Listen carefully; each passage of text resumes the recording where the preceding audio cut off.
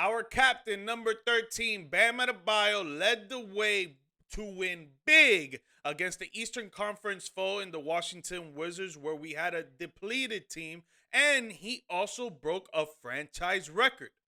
What's up, guys? Welcome to Heat Digest. I'm George Michael Perez, aka G Mike, and in today's video, we're going to be going over the record that Bam Adebayo broke. We're going to talk about how we won big against the Washington Wizards and what we can expect for the next game Wednesday night against the Cleveland Cavaliers. But before we get into that, please do not forget to subscribe and be a part of the 32% who have been showing a lot of love, support, and care for everyone here at Digest Media and at Heat Digest as well.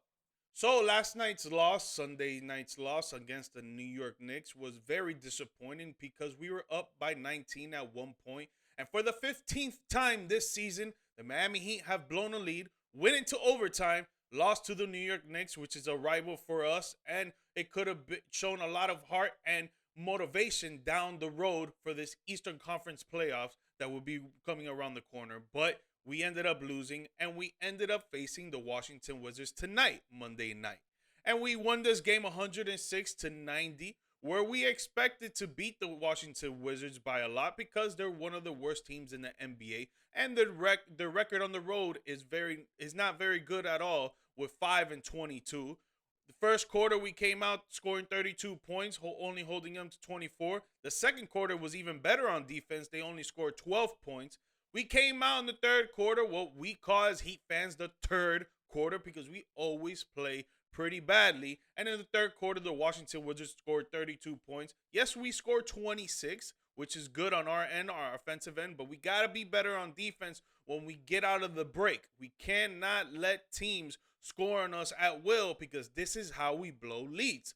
And if you're watching the game, you probably would have thought, man, they're going to blow the lead. They're going to take it out of the water. It's going to be done for. But we come in the fourth quarter. We play some good defense. They only scored 22 points. We scored 25. So we ended up keeping the lead, not blowing it this time, and actually winning the game by 16 points. And I know as Heat fans, we're not trying to be too excited about this game because, like I mentioned, it's one of the worst teams in the NBA. But it's good for our morale. It's good for momentum moving down the week, moving down the month, getting into the playoffs. So we could take any win we can at this point, and especially that we're trying to get out of the play-in. Trying to make it into the 6th seed is going to be tough with the Detroit Pistons and how they're playing. We need them to lose and us to keep winning to move up in the ranks. So right now we're going to keep it at the play-in minimum level. But let's look at the stats and how the players played. So Kevin Love ended up starting this game because we only had 9 players play this game because Jovic was injured, Wiggins, Kel Ware, Davion Mitchell, and Triple J. They were all injured for this game, did not come out and play. So Kevin Love started this game, and he came out hot, guns blazing, with getting rebounds in the first quarter. He ended up with 9 rebounds in the game, but in the first quarter, he had about 7. He only had 2 points, but he has some leadership out there. He has some defensive rebounds for us, which were key because we're not a very good rebounding team. We're not horrible, we're not bad, but we're like just decent, average, in which we need to be better in that aspect. And Kevin Love came out there and showed us a lot of heart and hustle to try to get those rebounds. Tyler Hero shot 6 for 10, 3 for 5 from the 3-point line. He has 6 assists, so he was dishing it pretty well, scoring 16 points. We wish it would have been 20. You have another 20-point shooting night for Tyler Hero, but 16 points, we'll take it. Alec Burks is another one that started in this game. He shot 3 for 7, which were all 3-pointers. Not that great of a shooting night, but we'll take those 9 points when we need them, and he had 3 rebounds. Terry Rozier, he had 35 minutes in this game, which in past games, he hasn't really been playing as much. Obviously, we have only 9 players playing on the court, so he's going to get his time to shine. But he actually started this game. He shot 5 for 12, 1 from 7 from the 3-point line. He needs to be way better in that regard. Had 4 for 4 from the free throw line, 5 rebounds, 5 assists with 15 points. So he gave us a good amount of points right there. If it wasn't for his 15 points, this probably would have been a close game at the end since we only won by 16. But in all aspects, Terry did good. He did what he needed to do for those 35 minutes. Now, if you've seen my other videos, I've always emphasized on the fact that our bench needs to be scoring points, and we need to be scoring a lot of points. Duncan Robinson, anytime that he has a good game, it's always a good chance of us of winning. 7 for 13 from the field goal. He shot 3 for 7 from the 3-point line. Not his great shooting night, but we'll take those 3 3-pointers. 3 rebounds, 1 assist, 1 steal, and he has 17 points off the bench. And then the rookie, Pell Larson, he actually had a good night, and he played 28 minutes in this game. Again, only 9 players played, but given the fact 6 for 11 from the field, 1 for 4 for 3. He had 3 for 5 from the free throw line, 4 rebounds, 5 assists with 16 points. So he wasn't only just scoring the rock, he was actually playing all around game on the offensive side. And then the main man of the night, our captain, Bam Adebayo, he had 31 minutes because the fourth quarter, I think he played like the first half of that fourth quarter, if I'm not mistaken. He shot 7 for 16 from the field, 0 for 2 from 3. Well, at least he's attempting to take it. You know, we need to take those shots. 5 for 6 from the free throw line. I think he needs to be more aggressive trying to get into the free throw. He should be trying to get like at least 10 attempts a game.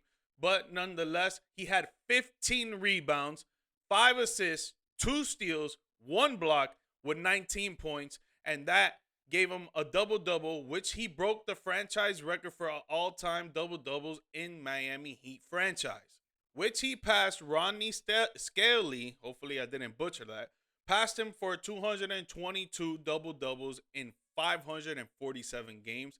It's very impressive that Rodney only had 439 games to get double-doubles, but he ends up passing him, and you see Alonzo Mourning there on the list with 205 to finish his career double-doubles of 593 games. While Bam has 31 double-doubles this season, which he'll probably end the season maybe around the 35, 37 mark before we get into the playoffs.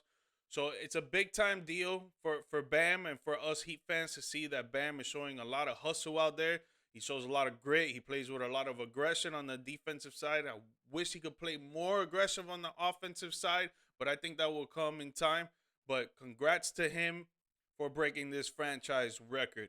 And let's look at some other accolades here of Bam, because you know we wanna showcase what Bam has done in his career after breaking this double-double record.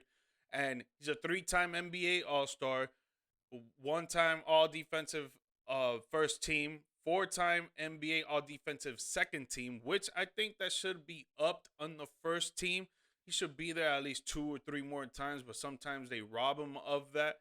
But that's neither here or there. First in double-doubles, obviously, like we just mentioned. 4th in total points. 4th in total playoff points. 2nd in total rebounds, which he'll probably break that soon, maybe by the end of this season or the next season. And then 4th in steals. And obviously our captain, if you guys don't know, he's only 27 years old. So he probably has maybe another 7 to 10 years left to play in this game. So a huge congratulations to Bam. Hopefully this momentum from him and the team will carry on to Wednesday night, because we will be going on the road to play the Cleveland Cavaliers, who are the top Eastern Conference team and the second team in the NBA right now. We're going to have to do a lot of work. We're going to have to play with a lot of chemistry, a lot of tenacity. We need to bring our A game, because it's going to be a tough challenge for us. And if we're able to win this game, I think it will bring us a lot of positivity, a lot of good energy, a lot of good momentum going down the rest of the season. And it could bring us a lot of poise. For Heat Digest, I'm George Michael Perez, and we'll see you on the next one. Peace.